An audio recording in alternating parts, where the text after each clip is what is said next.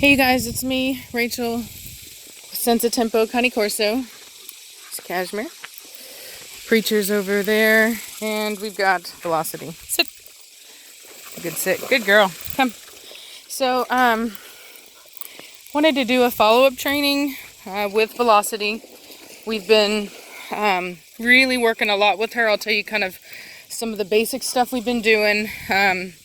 Because she is a very sneaky dog, and I mean so sneaky. She will watch you like a hawk, waiting for you to slip up, and then to not watch her, and then she'll just slink off immediately and go get into stuff. And to the point that literally I just am constantly watching her. So sit. Shh. Good girl. So what we've been doing with her is when we are not able to give her our 100% attention, she does get kenneled. And this prevents her from creating any more bad habits of sneaking around, right? Well, she's already got it, but we are slowly but surely teaching her that isn't going to work anymore. Shh, sit. And so you can probably hear her whining. That's her excitement. She's very, very, very excited. She has just a extremely high energy level, and so just behaving like this is so hard for her right now. It really is so hard for her. Sit. And but it's essential. So what happens is that because she's just such a wild child, you can hear that. There's her whining right there. That's the excitement that you're not seeing, but you're hearing it. Come, because she knows that she can't physically act it out, but emotionally it's still in there so much. It's just a driving. Sit. Velocity. Sit. See the dogs are over there running. Excitement. Velocity. Sit. Good girl. So you see how I said it with more force that time? She knew I was serious.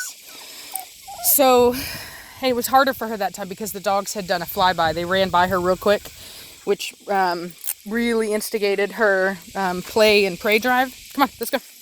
So anyway, what we're doing with her is basically, very restrictive, which it's kind of like a therapy or a prescription that I prescribe for dogs that are like her, that are so excitable that it's even not good for them. They can't even control it. Now, as they mature, that does get easier.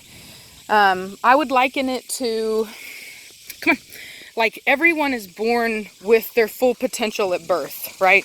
If you're going to be a genius, well, then you're born a genius. And sometimes that is a curse when you're really young because you don't really know how to interact with everybody else because you don't experience the world the same way. So with Velocity has a really great, come on girl, a really great working temperament. She would do really well with an environment where she is constantly mentally stimulated. Sit, and she gets to get out all that energy and really gets to put all of that to work. Sit, which is exactly what she's bred for. Come.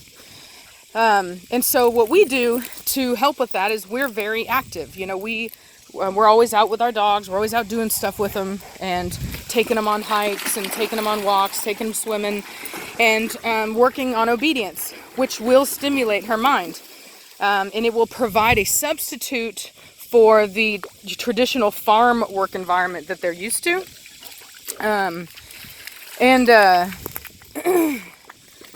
so... Come on back up here now.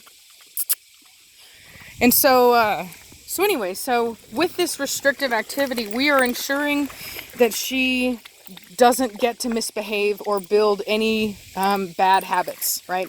She's not going to be challenging other dogs or running up and challenging people that come up to us whenever we are out doing this kind of stuff, because I'm not going to let her do that, right? I'm going to be holding on to her and managing her and ensuring that she behaves herself, right? So you see how she's getting all excited like that? So I'm going to bring her back in. Come here. Velocity, come up here. Now. Come up here. All the way. Come around. Sit. Good girl. Stay. See them? And this is just great for her. It might seem like torture. See, she wants to get that butt off the ground. She thought about it. She almost did. She popped up first. Ah! Good girl. So we're teaching her to be calm around extreme excitement when she does not want to be. We're teaching her to do that. And because she's doing so well, I'm going to go ahead and release her. Go. Because she did do what she was told, right? She did do it. She gave us what we wanted. She's a really young dog. I don't even think she's 5 months old yet. And she wants to be a dog. You know, she wants to get out there and do dog stuff, but she can't do it if she's not going to listen and if she's not going to behave herself.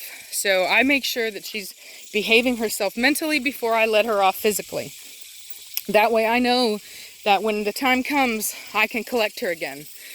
Now I'll give you a little tip for dogs or puppies that don't really have the best recall. And the recall is when you call your dog, how quickly they come back to you. So one tip for a dog like this that is really stubborn, very independent, and you know, has a very independent streak like she does, what you want to do is if you call them and they don't come, then turn around and walk the other direction. Walk away.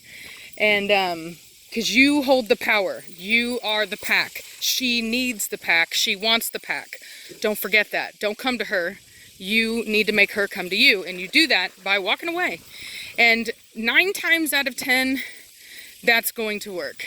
Now you'll have to obviously, like, you know, you don't want to do that with like a really, like if you have an aggressive dog. I mean, we're talking about puppies here, right? Like I said, she's 4 months old. So we had some people, I don't know if you can see those people in the distance over there, but we had some people walk up to us, and it looks like these people are going to come this way too. And so we'll test our recall. Come! Let's go! Hurry! Up, up, up, up, up! Come on! So earlier, when we had some people coming, Velocity did not come. She did not listen. And I walked up this hill right here, away from her. I didn't call her again. I just walked away from her. I had Preacher and Cashmere. They came as usual. I put them on a lead, and then we walked away. And that's how we handled that. And sure enough, she came, and it wasn't a big deal. It wasn't a problem, and I was able to collect her. So that's just a tip. There she is. She's actually getting in the water. It's her first time. Actually, as you can tell, she's like terrified. She's fixing to be shocked because it drops. Anyway, well, I'm going to let y'all go because we got these people coming up, and people are often scared of my dogs. So I like to put them on a leash just in case so that they don't frighten people. And anyway, so I hope y'all are having a great Saturday. It's beautiful down here in Texas.